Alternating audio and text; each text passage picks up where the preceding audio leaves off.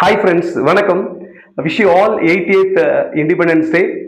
இன்னைக்கு சூப்பரான ஒரு இன்ஃபர்மேஷன் தெரிஞ்சுக்கலாம். அதாவது கொடி ஏற்றுறதுல வந்துட்டு பார்த்தீங்கன்னா 2 டைப்ஸ் இருக்கு. அதில் அதை வந்து இங்கிலீஷில் நம்ம என்ன சொல்கிறோம் அப்படின்னா ஹாய்ஸ்ட்னு ஒரு வேர்டு யூஸ் பண்ணுறோம். அதே மாதிரி அன்ஃபர்ல் அப்படின்னு சொல்லிட்டு ஒரு வேர்டு யூஸ் பண்ணுறோம். இது ரெண்டுக்கும் என்ன டிஃப்ரென்ஸு, இதை என்ன ப்ரொசீஜரில் நம்ம ஃபாலோ பண்ணுறோம் அப்படின்னு தெரிஞ்சுக்கலாம்.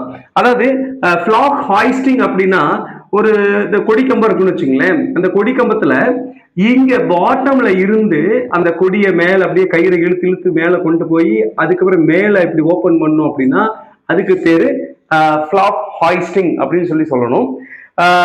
அன்ஃபாலிங் அப்படின்னா என்னன்னா, இங்க இங்க வந்து பாத்தீங்கன்னா இந்த கம்பத்துல ஏற்கனவே இங்கதான் வந்து இந்த கொடியை வந்து என்ன பண்ணிருக்காங்க, அதை வந்து ஃபோல்டு பண்ணி அதுக்குள்ள கொஞ்சம் பூக்கள் எல்லாம் வச்சிருப்பாங்க, வச்சு இப்படி கட்டியிருப்பாங்க. அந்த கயிறு வந்து பாத்தீங்கன்னா லைட்டா அப்படி இழுத்தோம்னாவே அந்த கொடியோட நாட் இருக்கு இல்லையா, அது வந்து பிரிஞ்சு அது ஓபன் ஆயிரும். சரிங்களா? சோ அந்த மாதிரி பண்றதுக்கு பேரு நம்ம அன்ஃபர்லிங் அப்படின்னு நம்ம சொல்றோம். ஓகேங்களா?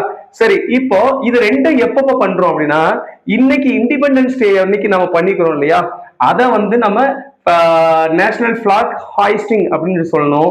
இதே வந்து பாத்தீங்கன்னா ரிபப்ளிக் டே இருக்கு இல்லையா, குடியரசு தினத்தன்னைக்கு பாத்தீங்கன்னா இந்த மாதிரி டைப்ல கொடியேற்றுவாங்க. அதை நம்ம வந்து என்ன சொல்லணும்னா அன்ஃபர்லிங் த பிளாக், நேஷனல் பிளாக் அப்படின்னு சொல்லணும். Thank you so much. இந்த வீடியோ பிடிச்சதுன்னா லைக் பண்ணுங்க, ஷேர் பண்ணுங்க, மறக்காம சப்ஸ்கிரைப் பண்ணுங்க. நன்றி.